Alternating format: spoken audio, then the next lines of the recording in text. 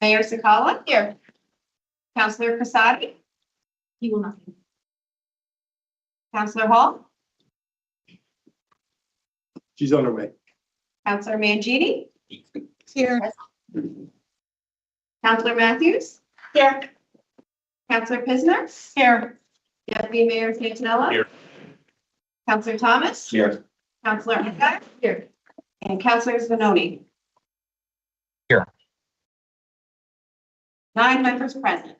All right, thank you. Tonight is night 2 of budget presentations. It is 5:30 and we're starting with social services. So take it away. Ready to roll. Good Ready to evening. roll. Evening. Good evening. Happy to be here. Glad that you came in from the nice weather because I know that would be tempting. I promise I won't lull you to sleep because I know that I have a peer that will remind me I can't go until you go. So, I am going to do kind of a run through that's going to cover a lot of information in a short period of time. Any questions you have, I'm happy to respond to and get answered if I don't have them.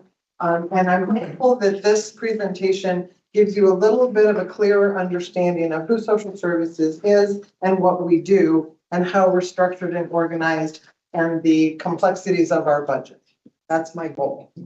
You do have little packets in front of you of our cards. Don't worry about looking at those. Those are just some marketing materials so people in the community can understand who we are and what we do. And because we do a lot of tabling events and presentations. So you'll be able to look back on that. All right. Service structure. Who we are at 90 staff, organized by divisions. And those are organized largely by age cohorts in areas of focus: adult and elderly, child, youth, family, care coordination, and community initiatives. We also are structured internally by our teams. We have a management team, early childhood, youth development, and care coordination teams that meet regularly. So the budget summary, this is the one-sheeter roll-up. I won't read, obviously, to the side. You all have copies of the presentation, but at least it gives you a little bit more context on what we do. Overall, our budget for FY27 proposed is the 7.198 million. It is a decrease of 391,000 roughly, or 5.2%. And I'll be able to talk about what's changed that explains the decrease. But overall, we're not costing extra this year. Our revenue sources, general fund is 37% of the whole. Grants, we have 20 grants that we manage. So trying to put context to when we say grants, there's a lot. And so we not only have to apply, we have to sustain them, we have to reapply, we have to report on them, we have to collect our data on all of those moving parts. And they come from different funders. We also do collect fees and donations for some of the work. The biggest change, obviously, as everyone said, contractual obligations. Interestingly, in our benefits, we had some people that changed the benefits and some that changed in the opposite direction. So we can talk a little bit about that. Big change, no new buses are in this application or in this proposal. The 391, a chunk of that would be 2 new buses that historically have been one in Magic Carpet, one in Dial Ride. And each one would have its revenue stream, twofold: bus committee fund and the state, and then our expenses that would spend that money. So none of that appears in FY27 because we didn't know if the state was going to be putting out applications. You all actually just approved allowing town manager to sign applications because they did come out with an RFP. So that's not showing in this budget. The other big thing that's changed is the Lego grant is finally ending after over a decade. They've been very gracious at slowly pulling away. And so there's money that will not be in FY27. What we need and what I'm asking for is sustaining our budget. We're not asking for positions or market adjustments.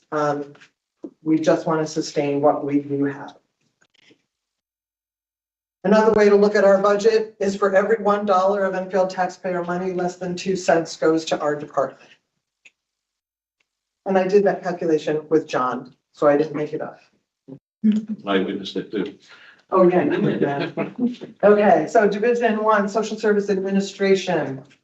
Total budget, the change is an increase of 32,919, largely in, obviously, the salary and benefits contractual obligations, as far as benefit packages. And that, we do have 2 clericals. And then non-salary, we decreased a little bit. This division is funded entirely by general fund.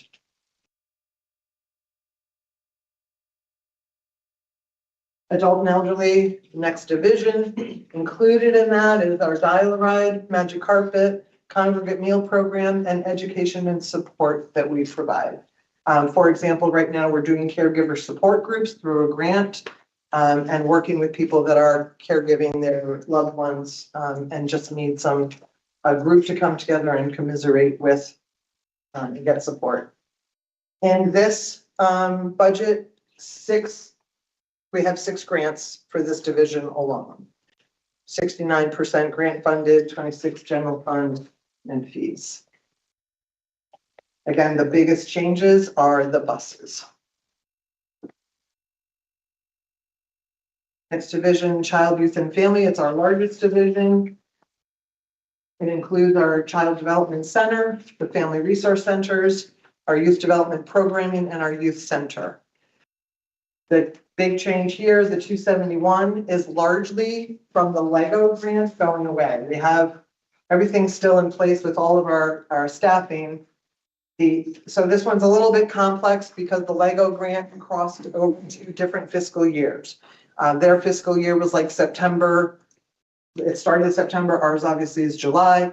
So they gave us an award for 18 months, but gave us 2 years worth of funding. So we just couldn't spend it in the 18 months. So then they gave us a no cost extension. So those monies from 25 to 26, they will no longer be in 27. So that's the decrease that you're seeing. They did support some salaries. Benefit, actually, those benefit decrease is actually from our ECDC. In FY26, we had 4 aid vacancies, so all vacancies were budgeted at the family plan of insurance. For FY27, those positions were filled and people elected much less expensive plans. So that's that deduction decrease. And then non-salary, again, is largely LEGO that would give us a lot for program supplies and outside services. In Child, Youth, and Family, we have 13 grants for this division. Care coordination and crisis response. This is, and again, I'm definitely not going to read, but I encourage you to read the descriptions as you're deliberating so that you really do feel you're fully informed around what the ask is and what it supports. But through care coordination, that's where all our social workers are, caseworkers. They work with the most challenging of situations, whether it's individually or community-wide with the crisis response. There were 4 suicides in this past year and 1 untimely death that we coordinate and respond to. This division is 100% funded by the general fund. What I like to think of it as is you've got kind of the sandwich, administration funded by a general fund, and our social workers who do a lot of the work with the people by general fund. In the middle is a lot of our grant programs supported through grants and fees and donations. And finally, the 5th division, community initiatives and prevention. This includes the Enfield Together Coalition, Mental Health and Wellness Coalition, the Stop Act grant from the CDC, SAMHSA, Commission on Aging, and the grants to outside organizations. I will say the change in this one is largely from our CARA grant that we have had for 5 years from the CDC. It is coming to an end at the end of this year, so it will not show up for 27. In addition, it was the first 2 years of CARA were during COVID. And so there was no activity, there was nothing, there was no spending going on at all for a couple of years. The government still had on record that we had these resources. In 26, we were able to get all of the resources allocated into my budget versus John could explain where he had to keep track of it. But by the end of June, we know we will not fully expend all 5 years worth. We haven't received it, we just won't draw it down. So there's nothing that we have to give back. In its place, we do have the new Stop Act grant, which is this year is year one, and we have 3 more years of that one. CARA was 50,000 a year, Stop Act is 60,000 a year. So again, that's the one grant that is part of the revenue stream. Putting a budget in context, we do collect data, and we've gotten both quantitative and qualitative information.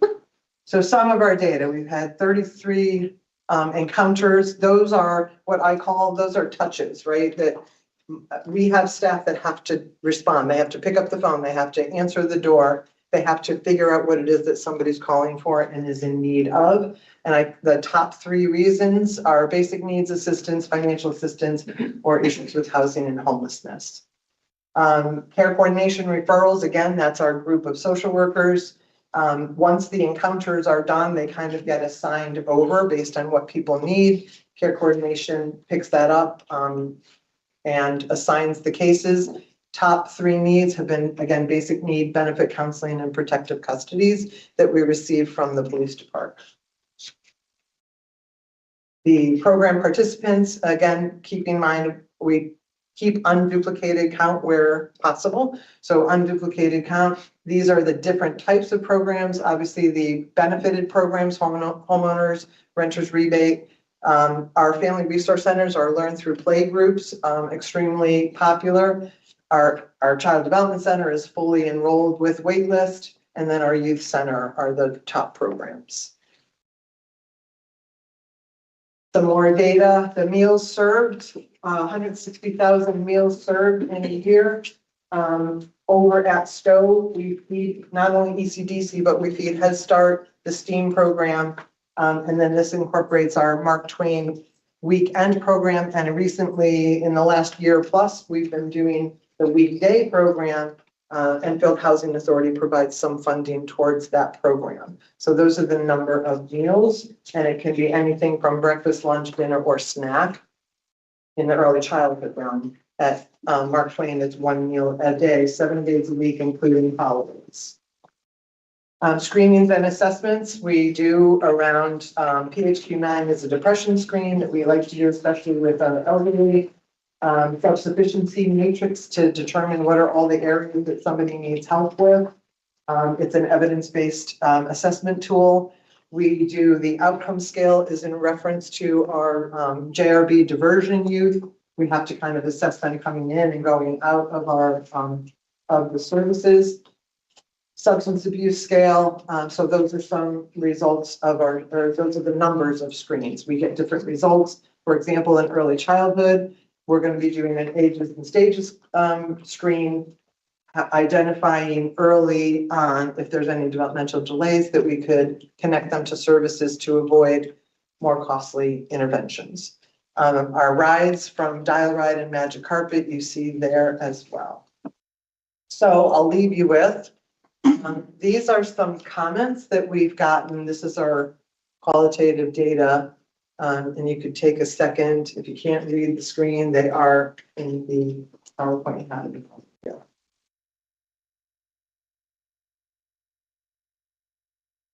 Any questions? Not good. All right, go ahead, Councilor Later. Thank you. If I remember correctly, when the Family Resource Center first opened in Stowe, it was fully funded by LEGO. The Stowe FRC, not the Barnard one. Right. Mm-hmm. Okay. Yeah. So throughout the years now with LEGO AC, Yes. how is that affecting the Family Resource Center in Stowe? So we've been able to absorb the salaries into the State Department of Ed grant. But we've had to reduce non-salary, which is a lot of supplies and materials. We do have an additional grant where we do classroom observations for the new Early Start program. So there's a small grant that we have from there that helps with maintaining our staffing. Can I ask you, has it affected any of the programs in the Family Resource Center? I would say not at the moment. Next year is going to be our first year with on a much reduced scale. We were able to get increased donation from USA Polling. They doubled their donation to us.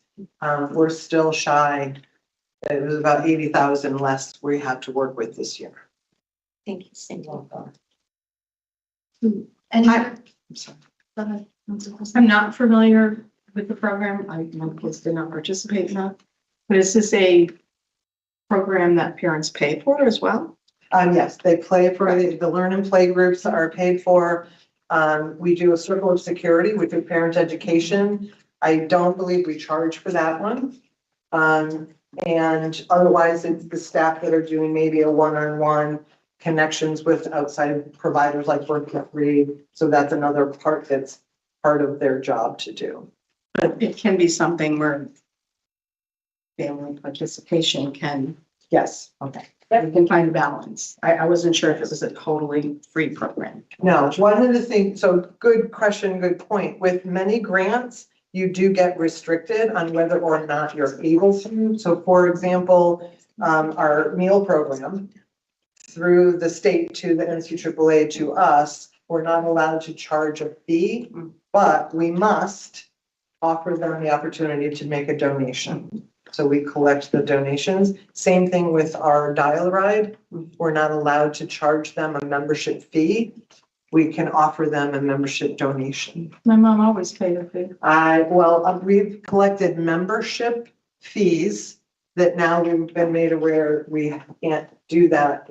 But we can offer them the opportunity to donate. Because my mom always paid. I wrote Yeah. the check. Yes, yes. Okay. So there's just another area that we have to look at. For family resource centers, there's not a restriction that we can't charge, but we can't keep people out because they can't afford it. Thank you. So can I ask a question? This, just to make sure I understand the Yep. way you did your budget. Here, the 391,749, this is a decrease in your revenue. Is that what you're saying? It's the overall budget difference. If you just look at the bottom line from last year to this year. It's an expense to expense, Right. this year to last year. And revenue that we get in, like grant revenue we get in, we spend it. I can't spend over a grant. And then if we don't need general fund, then general fund wouldn't be used. For example, in our early childhood development center over the past 3 years, or money that was in the budget, we wound up not needing to use because we got increased grant dollars from the state. So you're asking, oh, okay, yeah, okay, Sorry. no, that's fine. Maybe a question and answer that needs to be said here is, so from the general fund's perspective, is that changed? Even though you're decreasing your expenditure, We did not increase the burden on the general fund. We're just operating with less money. Okay, so you're asking for same thing from the council that you had last year. Asking for what the FY27 budget is, given the fact that it's a little bit lower based on those changes I said, not applying for the buses, it's not in the budget. Lego goes away, we didn't put the expense over to the general fund, it just, we're figuring it out. But yes, right now, we're just asking for sustaining maintenance. so put it in context for you. The revised 2026 general fund transfer to social services was $3,049,010. That's the revised. The budgeted, so that would be more apples to apples, was $2,865,010. This budget would be transferring $2,959,510. So depending on whether you're going to look at the original budget for this year or the revised, would answer that question for you. When this year's budget was created, it was only going to be 2.8, almost 2.9 million. This is a little over 2.9 million. Right. Counselor Zanoni? Cindy can go first. She had her hand up. I had a few more things I was trying to write down. Cindy's not here. Okay. Three. Go ahead. Yes, she is. She's online. Surprise. You forget me. I'm unforgettable. Thank you, Cindy, for the You're welcome. presentation. You, obviously your staff are doing a wonderful job. We're very thankful we have you. Just a couple of questions. One, which budget does the caseworker come out of that works between the PD and your department? Care coordination.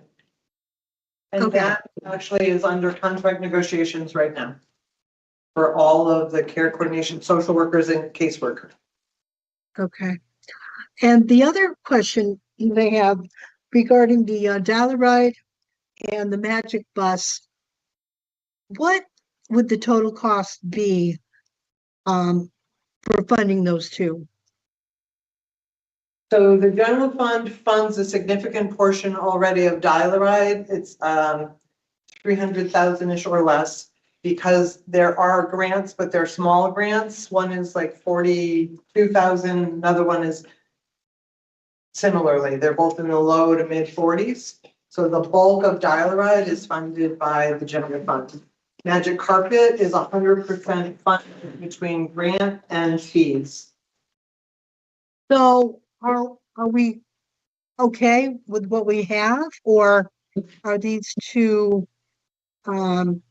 vehicles necessary? Or can we? Vehicles, okay, so the vehicles, actually, we believe we're gonna be getting some vehicles from DOT, which will be extremely helpful. We've applied for 2. We've gotten 4 in the last 2 years. So I think we're comfortable with our vehicles. Okay, thank you. That was all I had. Thank you. Sorry, I misunderstood. Thank you, Cindy. Zach, are you ready? Okay, so my first question is, and I don't expect you to have it now, is would it be possible if you could get us a list of the programs that your department provides? And I know you kind of alluded to it by department, but the ones that are grant funded and the ones that we choose to elect to have, so and the ones that are mandated by the state or federal law. Can you retrieve that for me? So I can put that into a little bit of what I think I can do in response. One thing is to clarify that a lot of our funding is graded. So for example, I have one position that's got 3 different sources that pay for it. My position is paid for by 2 different sources. So it's not organized by one grant gets you this, but I can certainly get the information of this grant covers this program when it is that straightforward. Yes, and if you could specify specifically, for instance, if there's certain programs or services that you provide that are mandated by the state or federal government, so that we know which ones we're electing to do and which ones we are required to do. So I think you might be referencing benefits, which is available to anybody that qualifies. So we don't get a grant for doing the benefited programs. I'm not necessarily. What he's asking is what the state statute say we have to do versus what we do. Yes.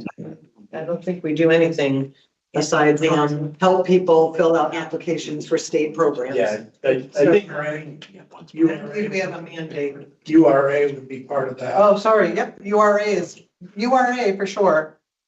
And that comes from general fund. All right. Okay. Yeah, so that would be helpful. Thank you. My next question is, I have a few questions under the community initiatives, if I can just get to it. Or I put it here. Can you elaborate as to what your other professional services are? entails that for community initiatives? So The 62,000. I'm just trying to understand which line. Are you talking on her slide, Zach? No, I'm in the budget book. It's 533,900. Okay. Just want to look.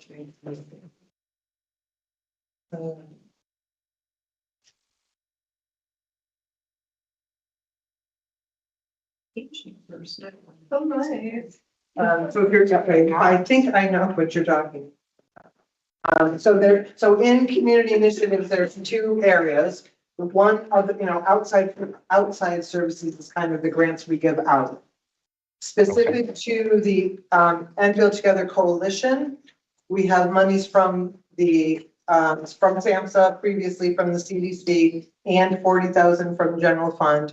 We utilize those resources to bring in our strategic plan, implementation consultant, communication consultant, and our media and website and communications.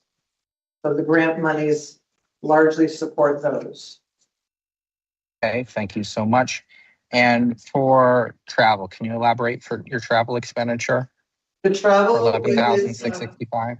the travel is paid for entirely by grant, and it's to go to the Perfect. funder's annual conference, which is called CADCA.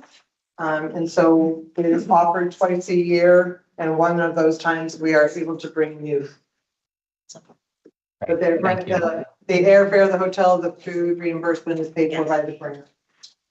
Perfect. All right, thank you. Those are all my questions for now, Madam Mayor. Thank you. Any other? Cindy, is there a way for you to, well, let me start with my first question. Are there any positions in any of the departments under you that you have personnel that the grants are running out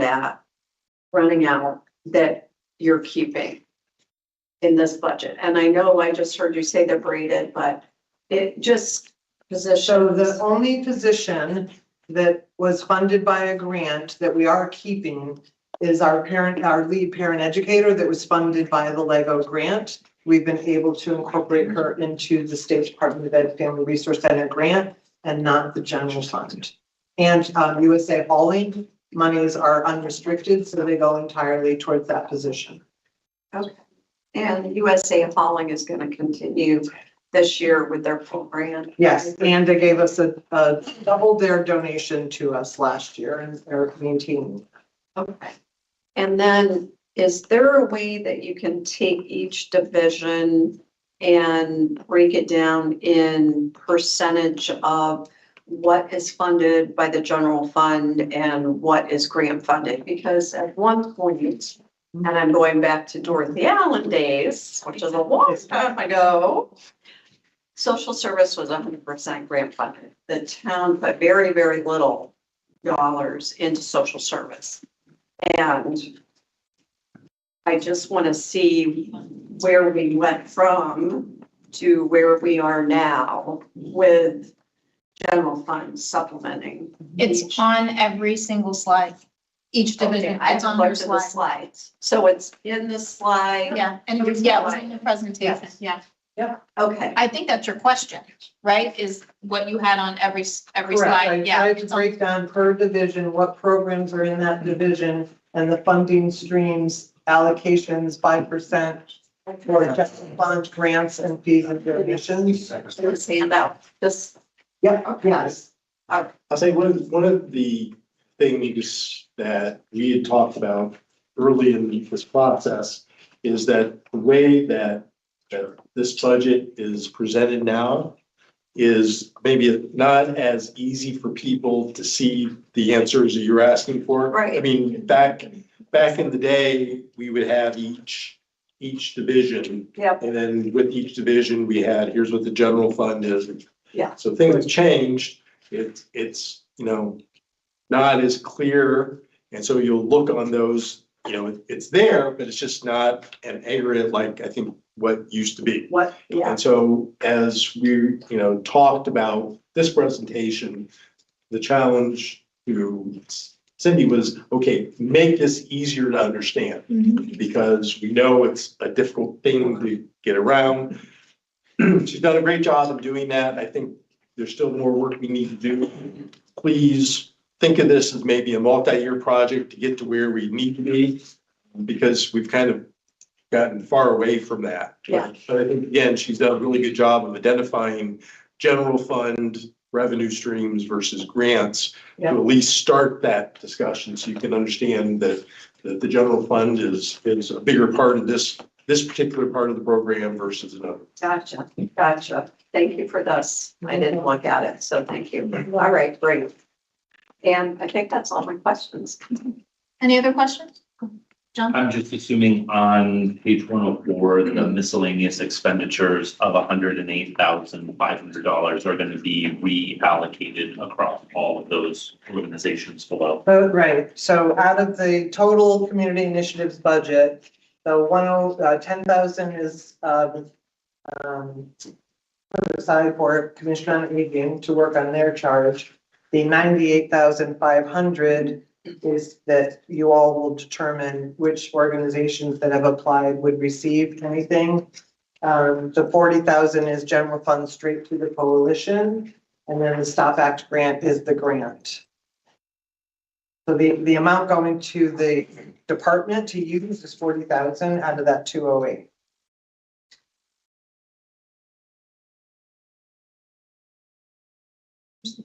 Where's the 40,000? Are you in, you're in community initiatives? Yes, could you come here? Can you see it? Oh, it's like, I don't see it, but 104. Right. So this is the entire department, and I only saw it.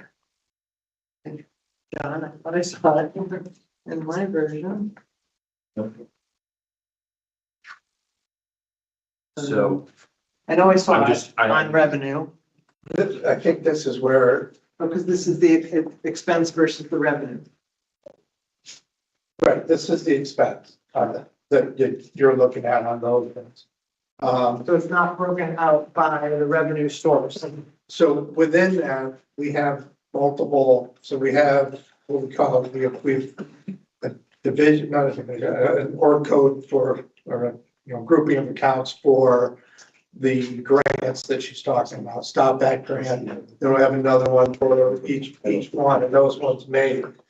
Then you also have the ones for there's an org code for the, If you go to page 91, so 91 is where all the revenue is accounted for. okay.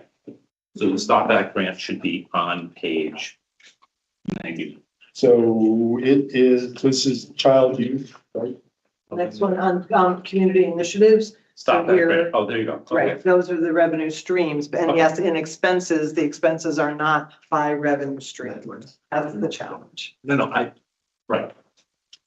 That's fine. So the 1085 is for the grants that you all will be determining to go out to organizations that kind of support the work that social services does through their own missions. Right, so I'm just, Yes, I mean, we have what we have given these organizations previously in from the last, budget from last year. Yep. So when are you expecting us to make these determinations? so your subcommittee is going to be meeting very shortly Okay, to make those, they'll be scoring them and making recommendation to you as a whole. And then you all decide from there. Hopefully, we're gonna have those before deliberations. That was the plan. Well, we can subpoena people. Mhm. So was it not coming before the council during budget? No, I want to get it to you as part of deliberation. I They were mean, supposed to come before us. originally, it was going to be a part of what you get. I think there was a travel issue with one of the members that stopped it from happening, and then it kind of snowballed with other issues for people. And I know, is there a date? Not, I wanted to get through tonight and then, I will re-email out to get a date. They want their money, they'll make point of trying to get. Well, No, it's not. our It's our Our- It's subcommittee. that, it's our It's social services Services subcommittee. subcommittee Oh, makes these recommendations, Yeah. our people. it's our people that Yes. take that. Yes. They, so, you know, they make some Everybody's got recommendations. Meeting individually within our. Packed, schedule. Well, they'll go through the applications. These aren't the nonprofits we're talking Yeah, about. yeah. Yeah, they are. The 90 That's what I'm saying. We Yeah. were supposed to, as a council, meet with them, but we haven't met with them. Yeah, we can make. We haven't got We're not. a subcommittee we're not setting to that up get right now. recommendations, so We're we not can gonna do set that. It's So so they don't want to do that. it's on social service. No, And Linda. No. No, I'm not pushing it, I'm just saying. No, Wait, hang on, let's reel it in. If somebody has a question, go ahead. Who has- So I'm Go ahead. explaining what's the holdup here. The holdup was we originally, well, it was the first date. It was sometime in March, Yes. early March, late Yes. March, sometime in March. Travel issue, we can't get everyone together, people are on vacation. There's just a lot of things. So the council committee that is to go through this to make the recommendation, which would have been what would have been in the budget, which then would have triggered the meetings for you to bring them in to have that discussion. We haven't been able to get that meeting scheduled. The social services subcommittee. Right. Yes. it's Everyone has a subcommittee. copy of the applications, a scoring rubric and a summary. So as soon as we're able to get together, it should go kind of quickly. And so then, once we have that, present that to you, we can schedule a meeting if you want to bring them in to talk to them as part of the deliberation process. But we got to get to what the recommendation is before we can schedule that.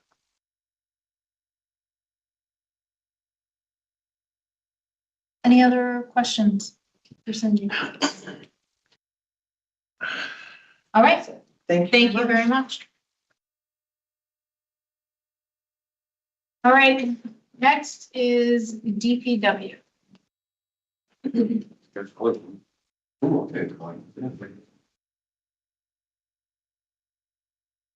Well, while they're doing what they're doing there. Don't we have it? Sure. Yeah, we, You already know. It's the same. Yes. they look the same. Okay. One's in color. What are the color? Nina, while they're getting ready. Yeah, go ahead. The WPC part, we're not gonna be able to move forward with tonight. So once DPW is done, we're gonna have to schedule probably a WPCA meeting Okay, in the near future. all right. And perhaps we can add that onto a deliberations day then. Okay, what was the hold up? Just, we're not ready? Yeah, it's Okay. like right here. A I lot. just don't have it. Okay, Oh. that's fine. Cool. I Okay, got it. Well, he's gonna talk about as. part right, of he's doing his part. PCA, so the WPC, he'll be talking about the expenditure piece. My piece was talking about revenue. Okay, So, yeah, that's fine.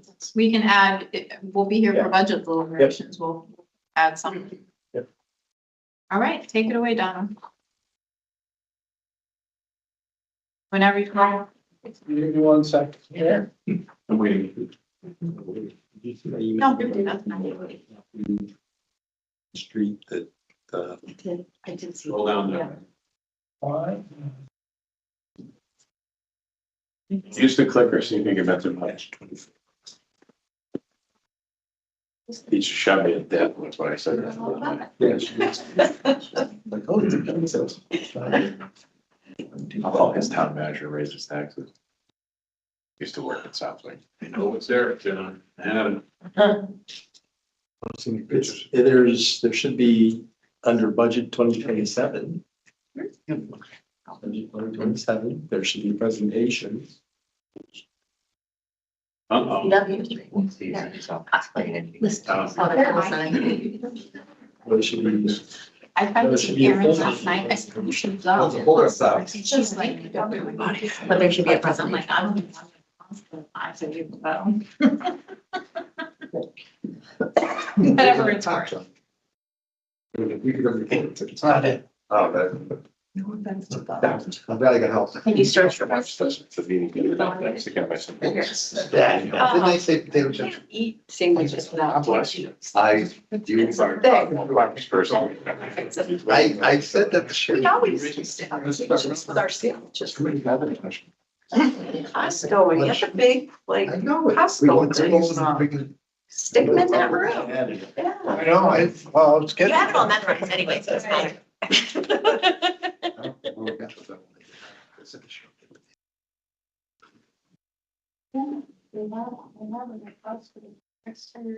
If you let it show me that Enfield, Yeah. I don't know. Or $30. In black and white copies. Here you go, now, that's some. I I had three. You can have the color. I know, like you can actually just. Oh, you still got one. You guys have it on a flash drive by any chance? I have it on my computer. No, I hear you. maybe you can When email I it to. tried, well, you know, I. John, you can pop it up for there. I have two of them. Does anybody need this? Just one's in Done color today. so that you can appreciate. Don, I The don't think design. the porta potties, well, too soon. Too soon. That hurts, Steve. I'm sorry. Yes, the bathroom down there. No. Did you? Um, That. It's Clive Foley. It was in budget 2027. Yep. I think it's not the way we. Yeah, the outside We have to bathroom. finish slowly. They have to go to the street. The one you signed. It's not an act. I don't know, there's something that's bigger than that. Now, what I'm missing. No, Connecticut Water, did they give you any feedback yet on the You just emailed it? bathroom? They didn't show up. did Swap your, they? Show me just try to see. John, you got my email from yesterday that has a link on. they have to go to the street, something either. You want to just put that up? Or something. Mhm. They have to go. I get it. Could be there in Arkansas. So is it the water going into the building? No, That's right. no. No. It's in the street. They shut, right, so right where the blacktop parking lot and the gravel are going to be a big underground well or a vault that we have our meters in and stuff. We repaired everything they wanted to do. As they went to go turn the water on in the street, they broke something in the street. The actual water corporation in the street. Connecticut water? Yes. So they have to go dig up the road on the end of Pearl to go fix it. That's not. All right, sweet. I think it's easy. This time. John, you want to go to editing and go to the, or just click on this thing right there? Screen.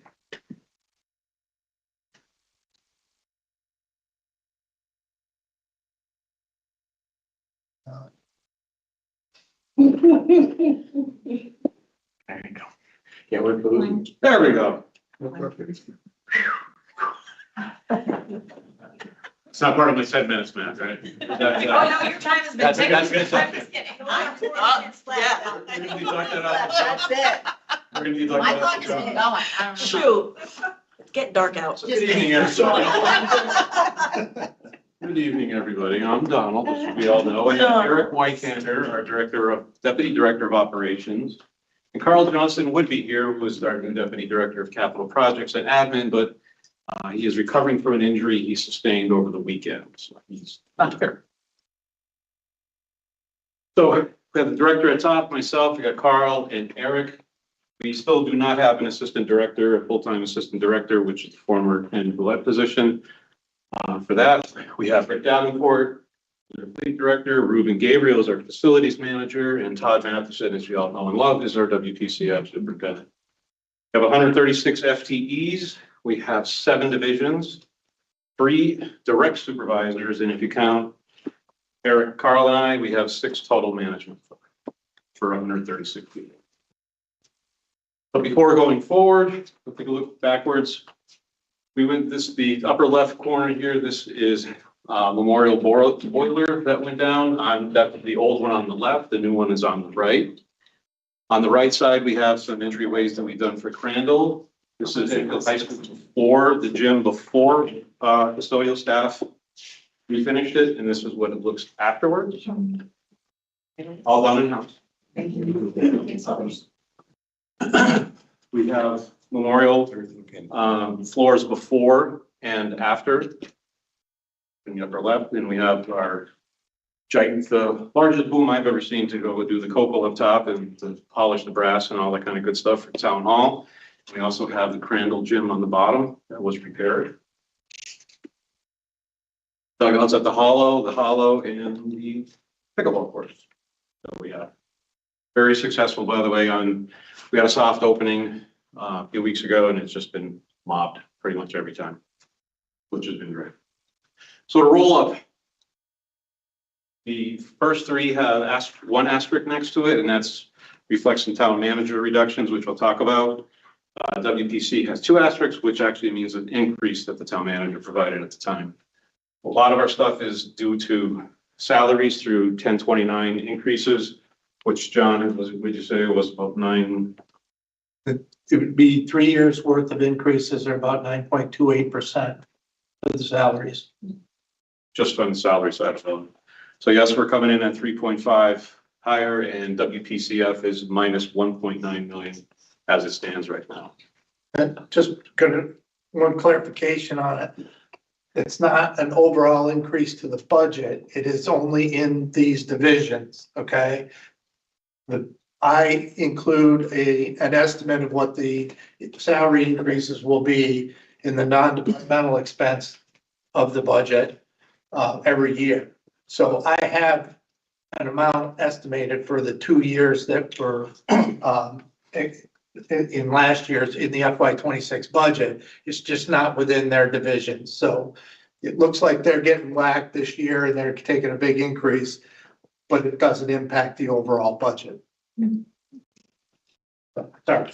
You know, again, going back to that 136 FTEs, 133 of them are unrooted. 131 are union, part of the union. So how does this appropriation make Enfield better? It's developed in the context of the town manager's directives. We developed it for affordability changes or challenges and required a lot of fiscal discipline, and also directs what limited financial resources we do have to all the programs and services and infrastructure that we currently maintain and the residents rely on. Through this budget, we do not cut any level of service, so we're not cutting any programs, pickups, or anything else that or reductions in that. In doing so, we added a subdivision to B&G to specifically dedicated for building maintenance. And we also add 2 custodians to bring the current total to 55. Administration, our net increase is $80,620. But most of that is through training and professional services. We have some newer stringent regulations through DEEP, through our MS4, which handles all of our stormwater requirements. And there are multiple projects that are listed in the details that we need to do to be compliant. The asterisk that we originally proposed an environmental health and safety coordinator for DPW. And we're talking now, we're also talking about possibly expanding that to all town departments, and just through things that was removed from the budget. So that's where we requested that.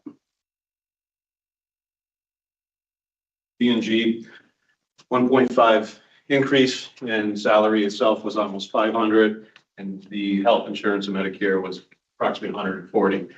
It does create, and we'll get into this, and Eric will happily talk about our new vision for B&G, to create basically a crew leader position, a trades crew leader position.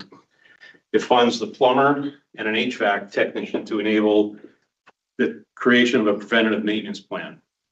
Also, it increases electricity to match the expected utility rates with an adjustment, because in 25 we had quite a shortfall, and we've been kind of playing catch up with that. And it also provides for productive professional development for B&G staff. Also, with the trades crew leader, HVAC, and plumber positions, we did ask for 1 maintainer and 2 maintainer 2 positions to work underneath the trades crew leader. So we would have a trades crew leader, we would have a plumber, electrician, HVAC, and 3 maintainers. All they're doing is buildings. All they're doing is caring for buildings. They're not mowing, they're not doing whatever. All they're doing is maintaining buildings. That was the intent of the original ask for that.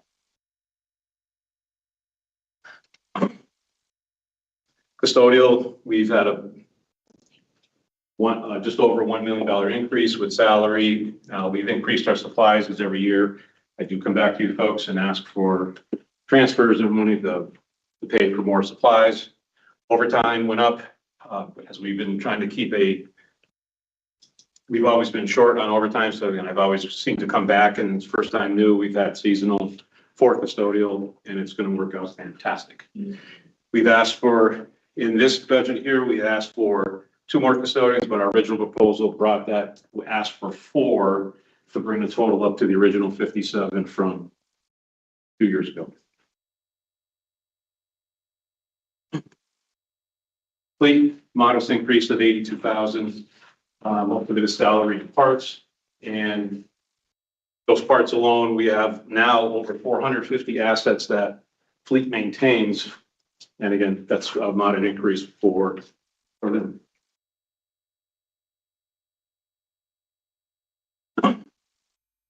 Highway, we are adequately budgeting for salt supplies. That has nothing to do with the availability of salt. But this year we put in what we typically use is about 2,600 tons, and that is what we budgeted for. In ground services, last year we didn't do much striping, so we're gonna try to get back on our schedule of doing at least half the town for striping and half the town for catch basin cleanings through a contractor.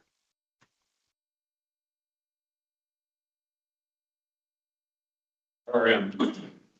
Again, salary and health is typical, but the biggest driver here are disposal costs.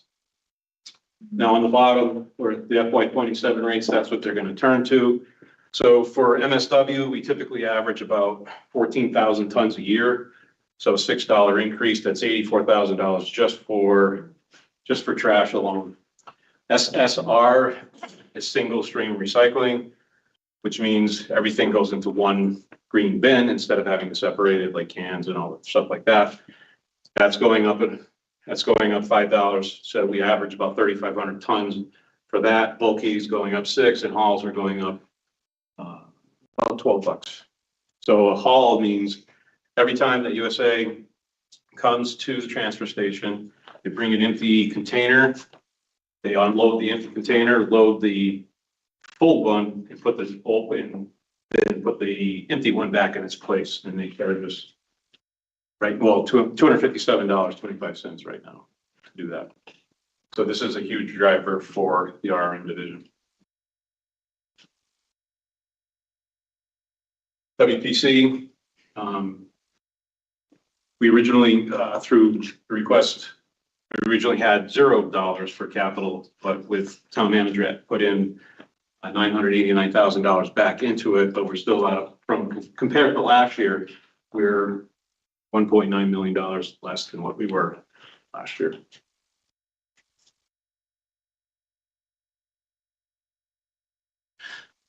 Now our capital request, we had many, I'm not gonna lie. We had a lot of capital requests, and all the departments and all divisions are all competing for limited funds. But I just want to show you that everything basically that's not in this column is pretty much in that column. So this was requested, that was requested. The fuel station, we have to do that because tanks have to come out by October 1st. The Abbey Road sidewalk, DPW received a grant through a LOTSIP grant for the entire cost of the Abbey Road sidewalks from Town Farm to Broadbrook Road. So that's free of charge. Which way? They both go to Broadbrook Road. Which way? From Town Farm. South. South, okay. Our standard contributions to roads, and I think after I think that's after this year is done, right? For now.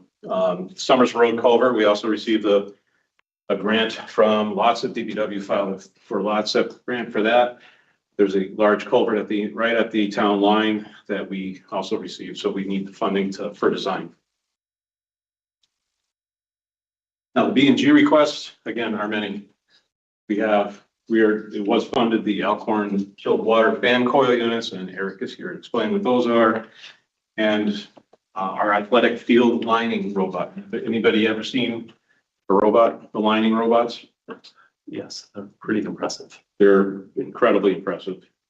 And what allows us to do is only have one person do the layouts now. It's all done by JS. You can basically show up, you tell it you want the field here, and it draws out the whole field all. And it doesn't know, or if you want it 5 feet to the right, you just move, you tell it go 5 feet to the east, and it moves it, and it's only required one person instead of having usually our 3 people to go the line.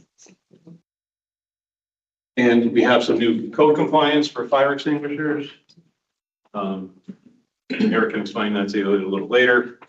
But again, all these other things that aren't here are there. So again, we've had numerous for B&G, and we also have another whole page of B&G requests. So we were fruitful in our request, and we're just trying to do the right thing and get things done correctly. These requests came from custodial, fleet, and highway. We'll be talking about the vehicle replacements, but we typically get auto scrubbers and vacuums and things like that, roadside mower and sign making supplies. But again, those appear to be pushed off till next year. Now, WPC, we also had significant requests as well to keep up with what we need to do. So the south, we have a few, again, everything here, here. We do have a lot of projects that are going through WPC, through CIP. Still maintaining, well, right now we're at 45% for salary. Benefits are 16%, and operational is 39%. It's pretty similar to last year. So positive foot forward. I know that the 3.5 looks daunting, but positive foot forward. The restoring of the seasonal staff in B&G, it's going to be fantastic. It's right at the period of the highest demand, and hopefully will improve performance in our fields and other areas around town. Creating that trades crew leader position and having an on-staff plumber, non-staff HVAC person will enable the creation of the maintenance plan for all facilities, and the PM plan will encompass all facilities, assets across the entire area. And it's similar to fleet like the VRP that we're talking about. And preventive maintenance plans save $5 for every dollar spent. The restoring of 2 custodial positions will get us closer to proper staffing levels at EHS and reduce overtime staff burnout. I want to say thank you. And this is those that remember, this is Happy, my now 15-and-a-half-year-old mini Dotson, blind and deaf.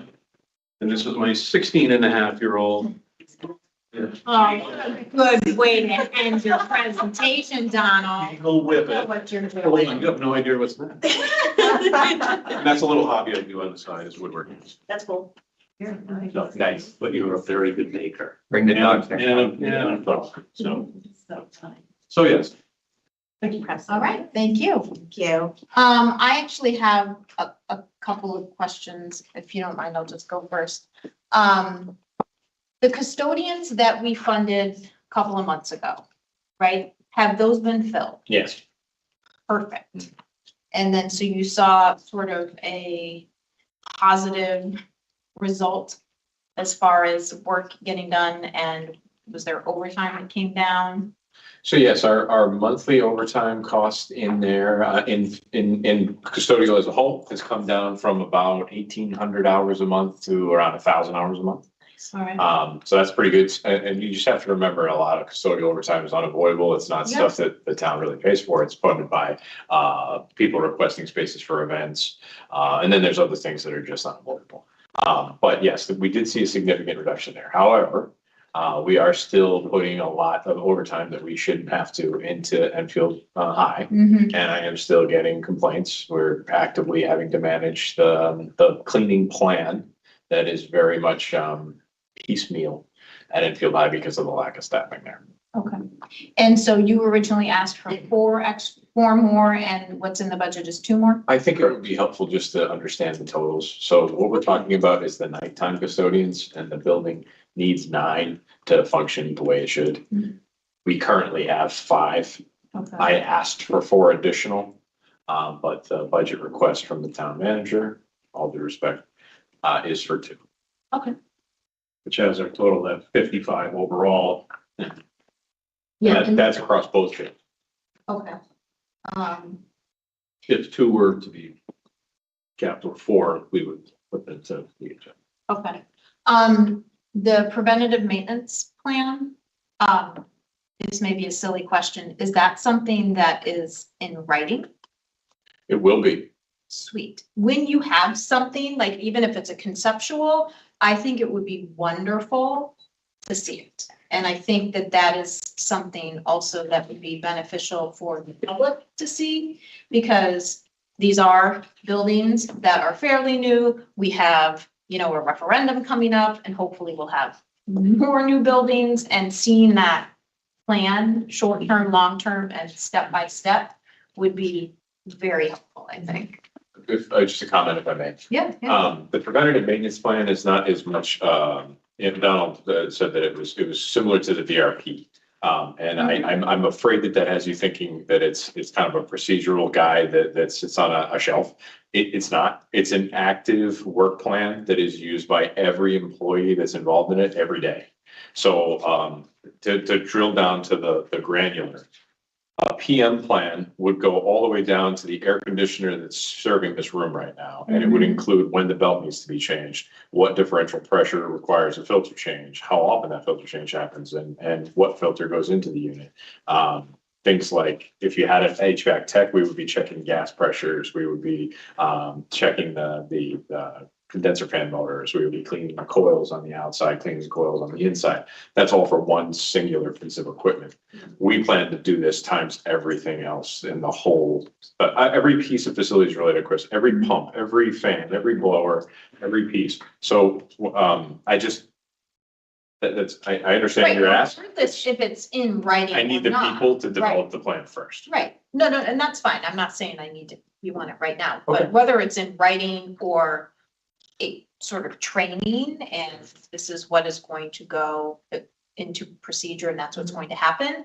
I still think hearing kind of almost exactly what you said would be very, very beneficial to even people outside of this room. It's very doable. Absolutely. So just food for thought down the road when you get there.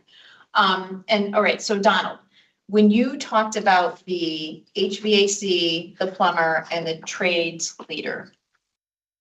Now, I'm not positive, but I thought in budgets past, this may be 5 years ago, this may be 1 year ago, this may be 10 years ago, that we had some trades positions in the budget that just could never have been, they're just never filled. Is my memory right? Yes. And what were those? Were those electricians, plumbers, and HVAC? Plumber and HVAC. Okay, If I might chip in again, I'm sorry. If you were to go back in time to the FY17 or FY16, we had a whole cadre of trades folks. We had 2 electricians, plumber, an HVAC tech, and an asbestos worker. Yep. So just to give you an idea. what year? 2000? If you went to FY17. Yep. You would find those people. So to answer your We question, had yes, we had all those, and we used them. Right, and then we had those positions funded, just never filled for a period of time, right? So, Right, Yeah. okay, so how, I think it would be wonderful to have them. I think it's long overdue. I think another electrician, 2 plumbers and HVAC, well, all of those things would be wonderful. How difficult is it to get them? To hire them? And that may be more of, I think it's sort of a question for both of you. I'm not poo-pooing the idea. I think it's wonderful. I think it's needed. It should be there, but So let's just take a 25, 26, 27-year-old freshly minted plumber or license, whatever. So for this, some of the younger generation, they look at what is in their paycheck at the end of the week. Even though we're giving them a pension, we're giving them health insurance, they don't think like that. They don't think it's important because they're already on their mom's and pension, mom's insurance. They're on a pension, they don't even know what a pension is. You see the deer in the headlight look. All they care about is what is in their paycheck at the end of the week. Yeah. So overall, we are compensating them adequately for what it should be. It's just that it's getting them attracted to come here because they don't think long-term, oh, the pension and anything. Right, they're not easy to fill. No, Okay, and that's my this is question. statewide for a lot of them. Right, It's like, that's- well, we can't even start until we fund the position again and go out to the market. I very much understand that. My question was, they're not easily filled. They're not quick turnarounds. It's not something that we're gonna post for an HVAC. Maybe we'll get somebody in 2 months. That would be wonderful. It may not be that way. It's because that's historically my memory of the positions in the budget.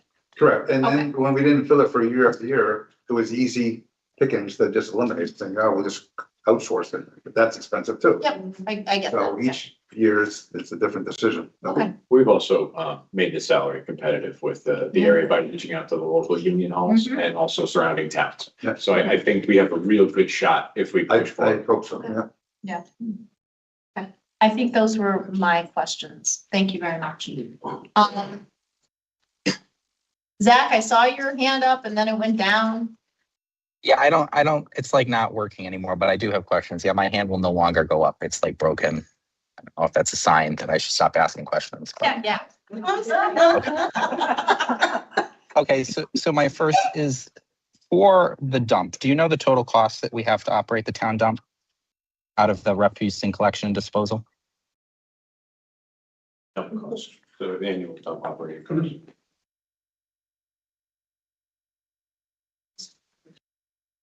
Bear with us, council. Thank We're gonna check it.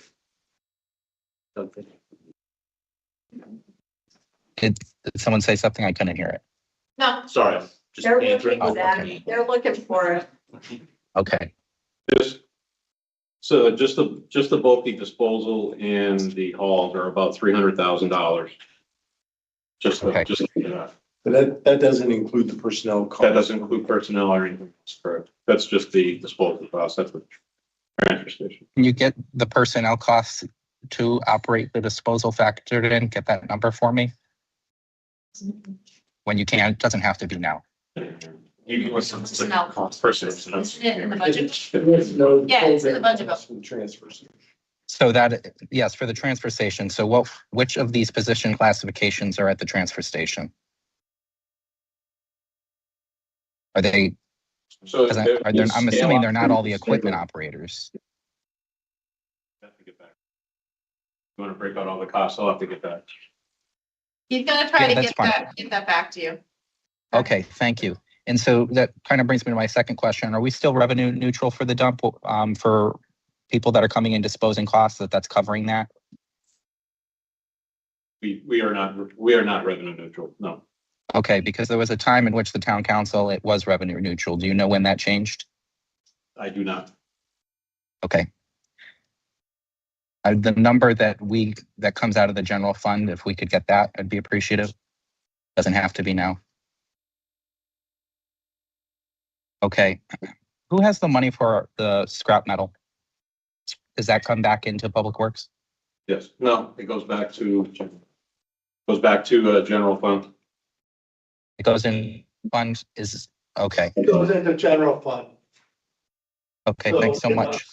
It offsets it's another source of revenue that reduces the amount that we have to bring in through taxes.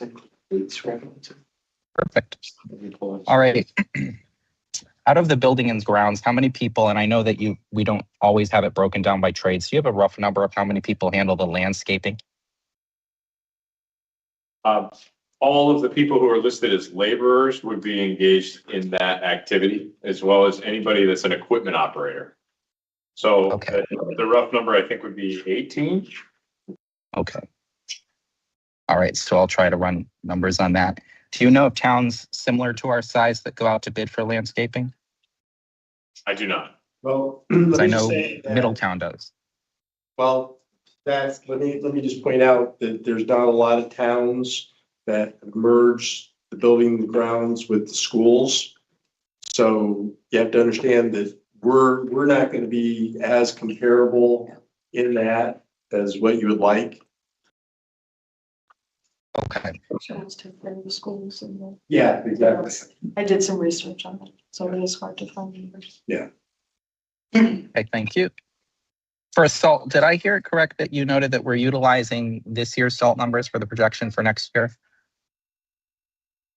I can't. Salt. Not for this year, salt numbers for the projection for next year. Yes. I thought we used the average. Yes. It's the availability that we didn't have, not the. Is it the average of next year's? This year. Right. Yes, they're using this year's for next year's. So are we also utilizing what the weather predictions are from kind of the National Atmospheric Association, things like that, so we know for snow accumulation? Because my understanding is it was an off year. This was a typical New England year. Yeah. We average about 2,600 tons and probably about 15 events per year we get called out on. So we may have some storms that are 1 inch or 2 inches and we still have to use salt, or we can get storms that are 18 inches and still use the same amount of salt for the most part. So our 15 to 18 responses during the winter time, we average 2,600 tons per year.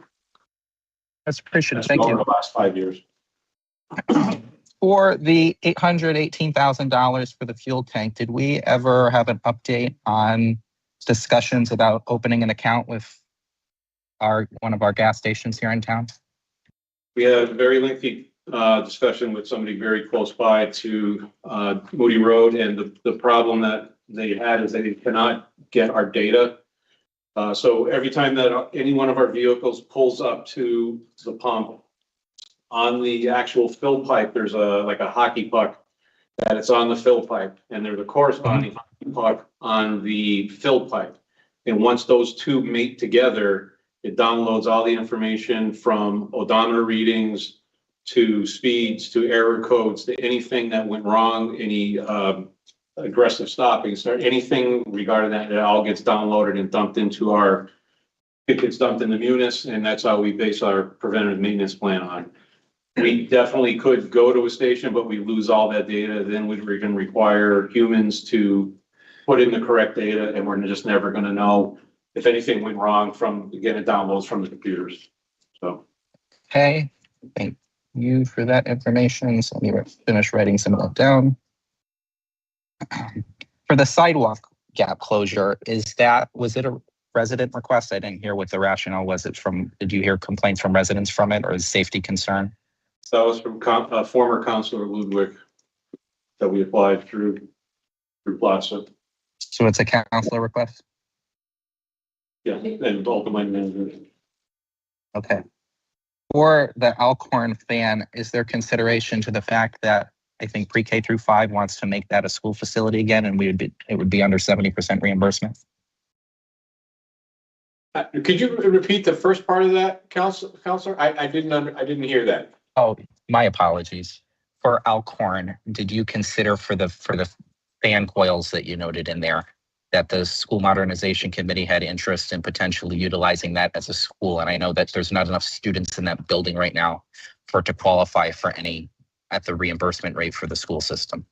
So this is hold on. So just to be clear, the long-term plan for Alcorn, according to school modernization, is their school operations are going to be totally out of that. So their plan is not to use that as a school in any way, shape, or form in the future. Even that. So they're not putting alternative ed there.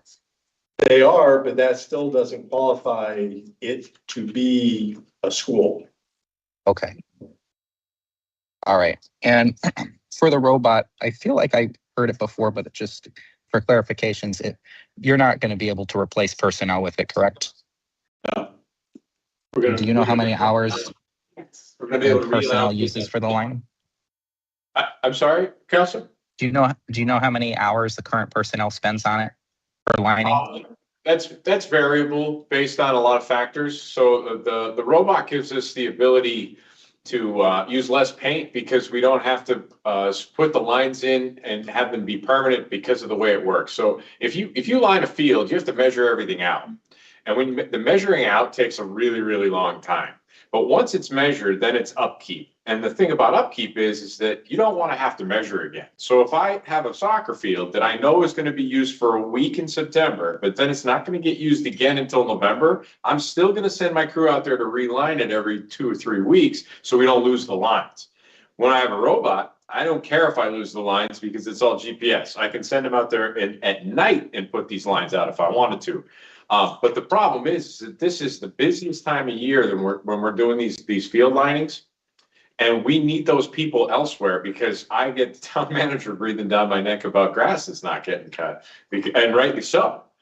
So no, we wouldn't be having any personnel savings. We would just be delivering better service to the residents. So just to put it in perspective, so right now for one field, it takes three employees to do one field. Approximately how many hours does it take to do one field? So a football field would be 3 people for half a day or more, depending on the hash marks and the numbers. A soccer field would be 3 people for 3 hours, I would guess, for their initial lineup. And that all depends on who's doing it, what the weather conditions are like. It could be shorter, it could be longer, but it does take up a lot of people. We can now do a soccer field in an hour with one person and use half the paint if we get the robot. Okay, all right, thank you.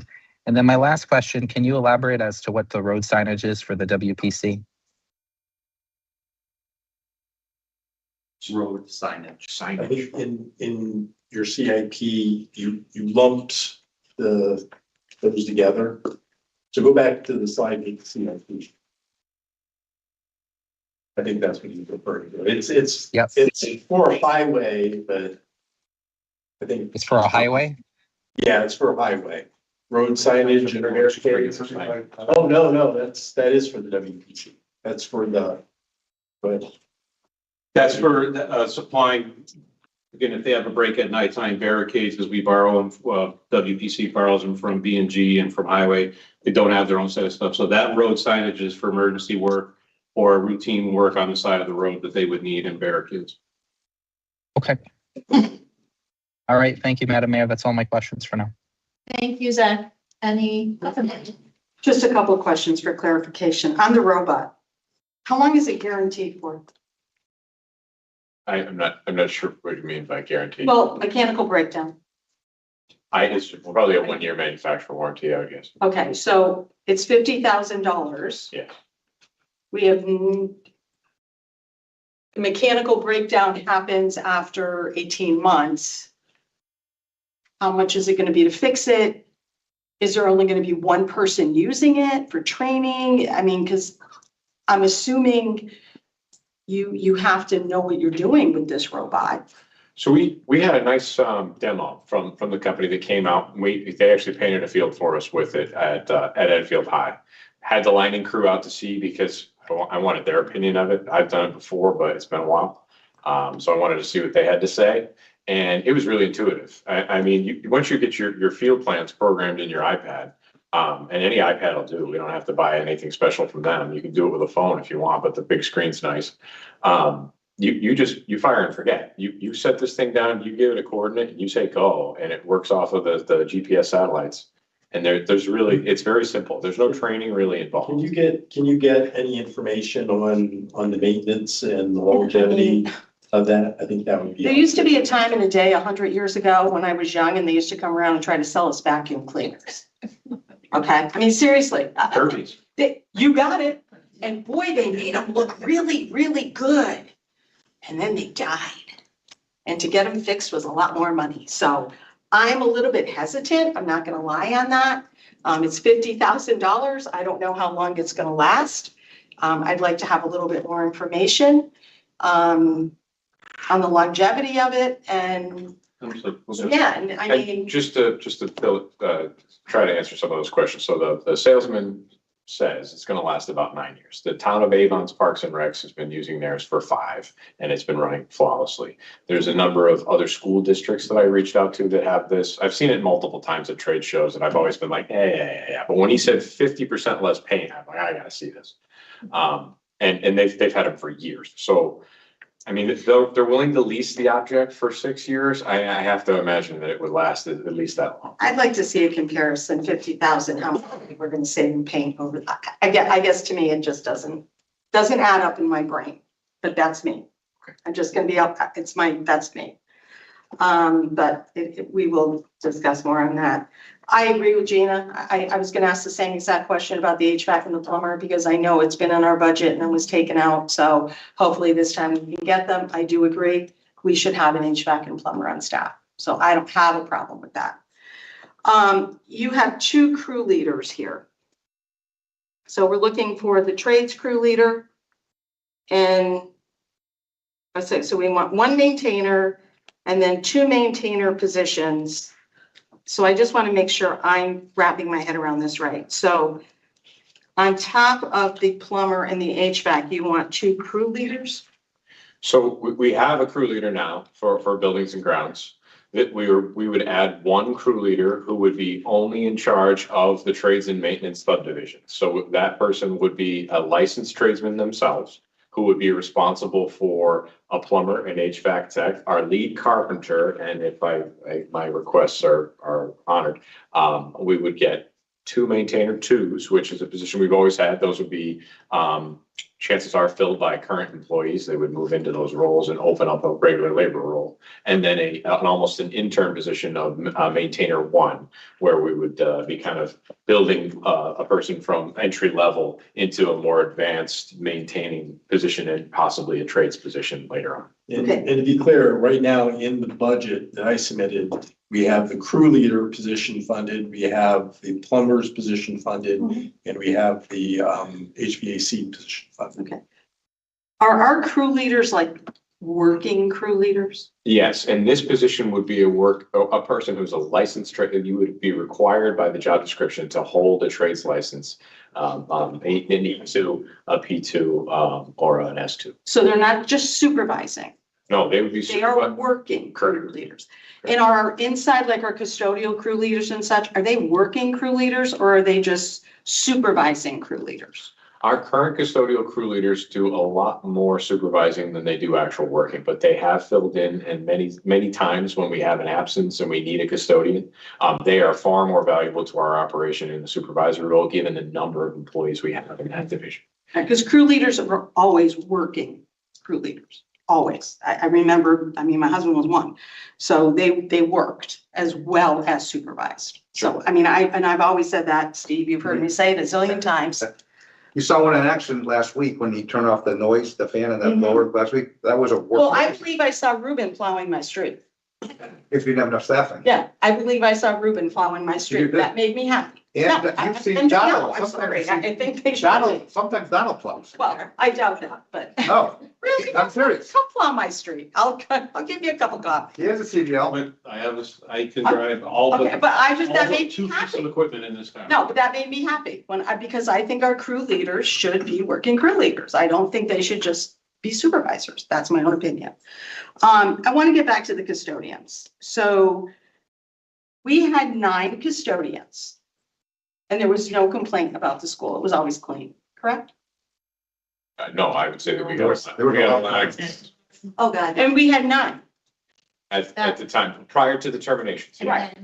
Correct. Okay, and so there was complaints, we had 9, that they weren't fully working. Because we found that out. Correct. So you're thinking the magic number is 7? No, I believe that the number that needs to be in that building at night is 9. But you're asking for 7? No, Matt's. Matt's, They asked for 9. I asked They wanted 9, but I cut it down to 7. But just to be clear, that's the total number. In the budget ask right now, the town manager's asked for 2. We've asked for 4. But we gave you 3. All right. Correct, but we still have to. We're still using a lot of overtime in that building, and we're still getting a lot of complaints about the condition. And who's overseeing them now? I'm sorry. Is there a working crew leader there or a supervising crew leader? So we have an assistant head custodian who is the night supervisor in that building of those folks, yes. Okay. All right, thank you. Steve, Carol, doesn't matter. That's an answer. So page 57. So the 1.5 million increase over the 2026 budget, you're saying that's all salaries? I'm sorry, I have a budget book. Can you give me a line? Where, what division in buildings and grounds? It's building and grounds at the top of the page. Okay. But I can answer. What was your question? So 1.5.22 million increase in budget from 2026 budget. That reflects the creation of the subdivision with the added positions. So we would be adding a plumber, HVAC tech, a trade screw leaver who's also a licensed tradesperson themselves. So that's for the new positions on the building and ground. I believe so, yes. When you'd also have the increase for all employees from the union contract that's coming into there, Okay. okay? So So what percentage of the 1.5 million is the increase? No, she goes forward, so It's not 2 years. She's 3 years. Oh, We had 2 years in the oh, yeah. in the other budget, in the non-departmental amount last year. Salaries and benefits, right? Isn't those, aren't those the numbers? Right. So understand that one of the differences between the current and that, I don't know if the revised reflects the 3 custodians. The revised would reflect it would include the 3 custodians in there, okay? That we added this year. Those were approved a couple of meetings ago. That revised number should be in that number. Okay. But that number doesn't include the increase based upon the negotiation stuff. It would include that because the contract settled earlier this year. The retro was paid out to them. So yes, it would include that. And so the 3 positions, if I'm not mistaken, is 92, 83, 93, so that's 200 and some thousand. Yeah, you're right. I'm sorry. That's the health insurance. 800. Rest of it, I think. Right. I'm trying to explain it. Right, so if you look at revised to current or the proposed, the difference should be about 3% for all employees plus the 3 positions that we added. So we're at that. Okay, so 3% is the raises of that. And then there's 3 positions in that 1.5. Right. Okay. All right. And then on page. And also, I want to point out real quick, also, if you start looking down at the natural gas, electricity, not so much the natural gas, but electricity in the current budget is 1.3. It's up, after the request was 2.1, I reduced it down to 2. But I don't know if you have the actual number for that. I'll have to get out of here and look it up. Right, because I think the actual this year is higher than 1.3. But that's why next year's number is higher than that. Well, 2025, they had at 1.9 million. Yeah. And then we dropped $500,000 off that number. And then the following year, we dropped, but now we're on that line item alone. $1 billion almost. So it's, well, just under. So I'm pretty sure that number this year is going to be a lot higher than 1.3. Okay, can we get an actual number? Yeah. I can do it right now. Someone can get that number for you. Okay. I just want to say that the difficulty in comparison here is some of the decisions that were made as part of last year's budget process in the way that it was reduced we kind of reduce. Arbitrary.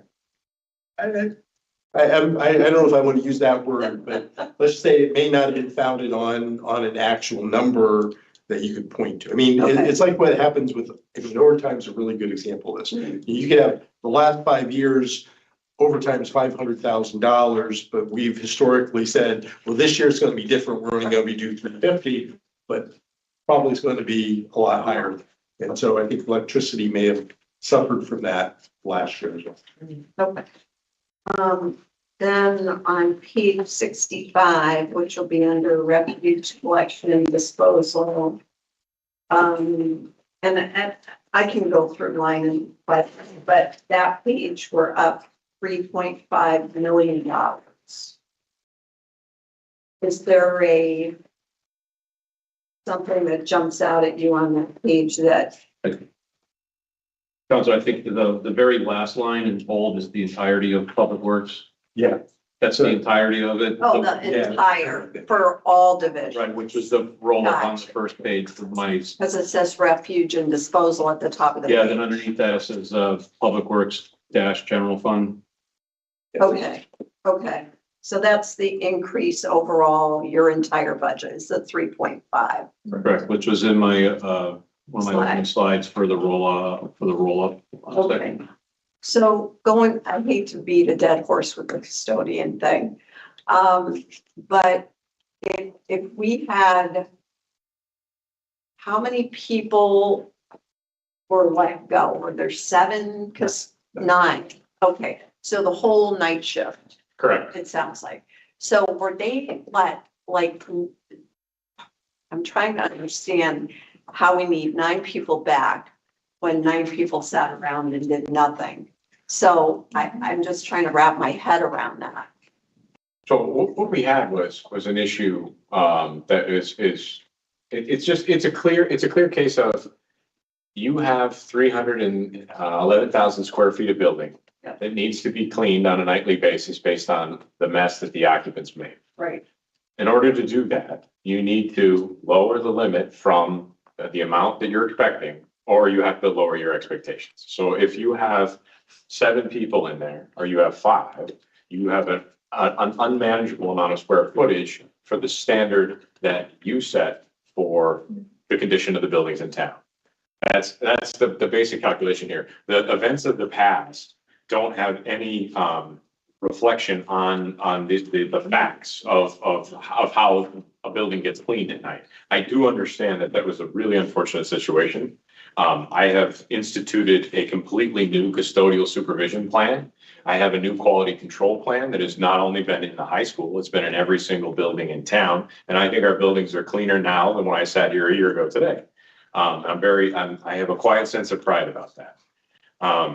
But the fact of the matter is 62,000 square feet to clean is it's an untenable expectation. The APPA would define that as, they have 5 levels and it gets into unkempt, and then unsanitary. We're beyond the unsanitary level at that point. So yes, we had 9. We unfortunately had to terminate 9, but we've taken a lot of steps to prevent anything like that from ever happening again. The problem is now we're not servicing the building the way the residents, I believe, and the council expect. So, okay, that answers my question. On going back to the gas pump thing and Zach, Councilor Zanoni asked you some of the questions. You made a comment about data moving from the pump between the car and the pump. The data that we glean from that interaction, is it worth the replacement to the tune of 800? Does it save us $800,000? Just clear, it's actually $1.6 million. Okay, 1.6 million. But- So the data that you're saying it gleams you, is that worth 1.6 million? And then the second part of that question is, if we're looking to do this replacement, are the fire departments chipping in for part of the replacement, seeing that they utilize the pump? So the original design had it going out on the front grass area. So if you're pulling up Moody Road, you look at the Jablonski Center on the right, that large grass area right up top by the corner of Lake Away. That one, the original proposal there was going to be 3.6 million to do around 3.6. Kept reducing it. Then we finally went to the barest bones that we can do because we have to get those tanks out of the ground. We have to have an adequate fueling station. WPC only has two 2,600 gallon tanks, so 2,600 gasoline, 2,600 diesel. That can't possibly fulfill the needs of the town on a daily basis down there. So if you're asking. They said so the gas station has said they can't supply our needs. No, we could go there, they can give us a card and they would fuel up, but then nothing, we would have to rely on the operators of every single vehicle to record all the data that they have during the day so we can run our preventive maintenance program for it. This is all electronic, this is instantaneous, and as soon as you plug in, it also has safety protocols built into it where. And there's no other way to get that data other than the gasoline connection you're talking about. It's Of course, nothing else in the vehicle you can use to get that information out of it. It's called an AIMS unit, and it's run through a fuel master system and the like, but it also has built-in protections. So if you were to pull up with a diesel truck and try putting gasoline in it, when those two hockey pucks made it, it wouldn't turn on the pump for you, so you cannot put the wrong fuel in. Also, it has technology we know that, say a police car has or a 15-gallon tank. We set that maximum at 15 gallons in case there was a handle issue or whatever, unattended fueling and the person's away and that just can't keep spilling out. So we have all these extra controls and protections built in so we don't spill fuel, we don't put the wrong fuel in the car, and we also get all of our. The gas stations have the same kind of. I can't put diesel in my car at a gas station. So Can I Yeah. just say, so, what he's talking about to me is kind of an ancillary benefit to having the system. mhm. And so if you're going to look to say, what is the value of doing it ourselves, providing that versus, utilizing the infrastructure and gas from a station. I mean, that really is the comparison you're trying to get, right? And so we see it as the capital cost plus whatever we're paying per gallon from our contract, right? They look at it as just strictly, here's the per gallon cost. So what I have found historically, because I've had it both ways where the city is provided, or the town here is provided versus going to a gas station. Typically, when you look at those numbers, we are going to be below what the market cost is for a gallon of gas, right? And I'm not saying that, we're not going to pay the taxes, right? We're going to pay the tax we have to pay, whether it's us pumping it at our station or getting that gas there. But typically, the private stations are going to be 20 cents or so more expensive than what we're going to be through our contracts. And so then the real cost then is looking at that capital cost for maintaining the infrastructure we have. Now, I haven't done the analysis, so I don't know, right? Okay.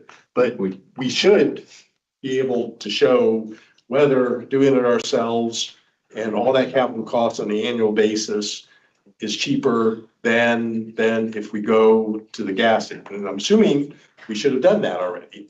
Well, Were we I guess that's the budgeted question I'm asking. $1.6 million. I mean, Right, so I don't know. we done that. Yes, they will, to what. Have we done what Matt just So said? Matt said, we are getting for municipality, we get rack price plus whatever percentage or juice is that for that day. So we get rack price plus. We discussed that with that company that was able to try to do that. And they were, to Matt's point, they were at minimum 20, 30 cents higher and the like, and they would not offer anything other than that. And we don't have our data on top of that. So have you done a side-by-side comparison? That's what I just said. We did Well, you that told about a me year what the ago. gas price difference was, but you didn't, it's more than the gas price. It's a capital cost to replace the whole unit, right, that we're looking at. So you're talking about over $1 million versus what a gas price of 20 cents difference is. So what I'm asking is, did you take that capital cost and extrapolate it out over a number of years to see how long it's going to take us to recover that capital cost? I don't remember the ROI. I'll have to get it back on. I'll have to Okay, get it back to you. okay, Yeah, and that I think is the comparison we need Right. to look at. right. Then wasn't another argument is that keeping it in-house is that we didn't want to be vulnerable to the market or the weather or cloud drivers in our waiting in line that get the trucks filled because they're people in front of it versus, or the fire trucks or the ambulances. Yeah, so several police years cars ago, and stuff. we were, the police had their own fueling station. That was removed and not replaced. We are the only source other than DPW runs the entire town services. Because to your point, the police, EMS, all of our vehicles, everything from, outside agencies as well. So we're the central only fueling island for the town services. So, and I'm gonna say it again, sorry. Yeah, go ahead. What we were putting together way back when was a fuel cost plus capital replacement cost per gallon. So I know that we walked away from that concept because there's a belief that we can't charge people more. Mhm. But as long as we charge ourselves the same rate that we're charging these other jurisdictions that are doing, we can charge more. And that was going to be the methodology we used, is that like a private gas station, I mean, and that's why their gas costs more than ours, is because they're trying to recover all that cost in their infrastructure. And so we could do the same thing and pass that same cost on to the fire departments and other districts that use it. But then we're putting that money aside for the next replacement. Yeah. Right. So I guess the other question is, what do we spend on car washes? Do we do that at the garages as well? Or because the gas stations could provide that benefit as well, right? So. We don't, all I have is a truck wash and I don't hand out, Like Like the the car police do washes, their like the police, that's not through DPW. okay. But that could be a benefit too, for going through a gas station, free car washes. Yeah, I imagine. don't know what they're. We do have our own truck washing. We drive our trucks to the truck. Trying for police Car cars. washes, Yeah. but regular vehicles. Okay, and then the only other question I had was, because I know we're gonna get phone calls. When is the water company coming out to fix that bathroom at Enfield High? They were supposed to come out today and they did not. So, oh, they didn't come. No. Okay. So we could only, So somebody's gonna call them tomorrow and go, why didn't you come out and fix it? Correct. And because we're gonna get calls, because my phone rings about that stupid bathroom more than anything else. we were ready last week. And again, that's an unfortunate thing. It's to turn it back on. It's 2 weeks ago. And again, we're at their mercy because that's their shut off. That's their line. That's whatever. That line actually feeds that vault underground and that feeds the irrigation. So we're irrigation list, also bathroom list right now. So we have no water in the fields and we have no water in the bathroom. Well, the fields are a problem if we don't have irrigation, especially with this heat. Exactly. Yeah. If I can answer your other question, about the electricity, we're projected for FY 26 to be about $1.82 million right now. That's 1.8. $1.82 million for the rest, for That's the FY. actual for right now, or that's a projection? That's the projection from the actual. So the actual plus the payment status we're at right now, and if you take the monthly cost over the last few years, you get a 1.8. What's the actual what's the actual? We're only paid now currently up to February, and we're at 1.2. Okay. Thank you. That's up for me. Donald, I like the robot concept because it does save man hours. What about the I noticed the auto scrubbers were pushed out, but do they also, those little Zambonis in the schools, does that save man hours too, or no? So those, they would save man hours, but this is a situation where the equipment really improves service. The alternative to an auto scrubber is to hand mop a floor. And the problem is that when you hand mop a floor, there's two things that you don't do. One, you don't do it as often as you should with the amount of foot traffic that's in schools. And number two is you don't change your water or your mop head as often as you should. And it doesn't matter what kind of supervisor you got. The guy, you say, you do 300 square feet with this mop before you change the water, he's not gonna do that. He's gonna do the whole hallway, and then when he gets to the end, he'll change it. So by, that's not even halfway through, you're just pushing dirt around. An auto scrubber puts cleaning chemical diluted down, scrubs, and then sucks it back up with a vacuum, and it goes really, really fast. If you can do, I don't know, 15 times as much square footage with Those are unmanned? No, they're manned. Oh, yeah. These are manned auto scrubbers, but they do sell robotic ones, and we've been looking into that. And I go to Stop and Shop and I see this robot come around. That must be nice. Drives me nuts. Drives me That's nuts. the pretty big one that's going around. Yeah. All right, Counselor Matthews? Yes, two quick ones, I hope. I know that there's a long history to the contract, to the disposal services that are going up this year. How long are we under contract with who we're currently with? FY 2029. Lord have mercy. Okay, there's really nothing we can really do about that. Are they usually this long? When did we sign this contract?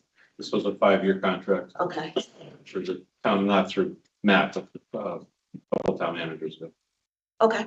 so it's FY 29, so it'd be $137.96 for MSWs. Then we'll take a really good look at that and see if we can do better. I also noticed really quickly that custodial services are getting a whole bunch of new uniforms. Is that because we haven't budgeted for those really in the past? It looks like we're sinking 21K into it this year. The 1029 contract specifies exactly how each division is to receive and be given uniforms. Historically, the custodian division has not been compliant with those contract terms. We want to tighten up all of our processes, and we need to be compliant with all divisions if we're going to expect it from one. So unfortunately, we're taking this one because by being compliant with the contract, it's going to cost us additional money that we didn't plan for last year or the year before. So we have to spend the full amount this year, the 21,000? That's an estimate, but it's going to be fairly close to that. We're talking about a unit that has 53 people currently in it. That number should go up. And this contract is very specific. You get so many shirts and so many pants and so on and so forth. So Is this going to be an annual cost now? it is until it's renegotiated in the contract, if there's any difference there. Okay, that's all I have. Thank you. Can I piggyback on that? Is it mandatory they wear? Well, that's the thing. We are looking to You're gonna make tighten. them wear. Yes. Because if we're gonna spend that money, they usually don't wear them. That's what I'm asking. Forgive me saying so. You bet your boots. No, and I think you brought up a great point. I mean, if we're gonna spend $21,000, I'd like to see uniforms if we're gonna pay for them. But I know in the past, Has to. right, I know in the past, they've not worn them. Currently, we're issuing all of our custodians 3 t-shirts and a hooded sweatshirt, and we're giving them a boot voucher. That's separate from the uniform bill. You're not seeing an increase there. That's not the level of professionalism that I want to have on our school floors. And it's also not safe. I need these guys wearing the appropriate pants to protect themselves from chemicals, and I need them wearing a good collared shirt with their name on it. So there will be a compliance plan that goes along with that. Absolutely. Very good. It's fine. Thank you. Any other questions? Anything else for us or for us? All right. Thank you. All right, so WPCA will not occur tonight. Yep. So perhaps we can deal with that right before we, This is part of deliberation. yeah, the first day of If you also deliberation. have to, before, it looks like in the past in June, you were doing the final setting. Yeah, we did it after we passed the budget, so. All right, so just for planning purposes, everybody knows that the public hearing is the 22nd, and that is at 7 PM. And then we start deliberations that following week. So, I know that there were some outstanding questions that we're gonna get answers to from last night and tonight, if we haven't already done so. If you have any additional questions that you have, once you've gone sort of through the budget book anymore, let us know. And I will take a motion to adjourn. Motion to. Thank you, allowed you to do it. All right, all in favor? All right, we're adjourned. Thank you.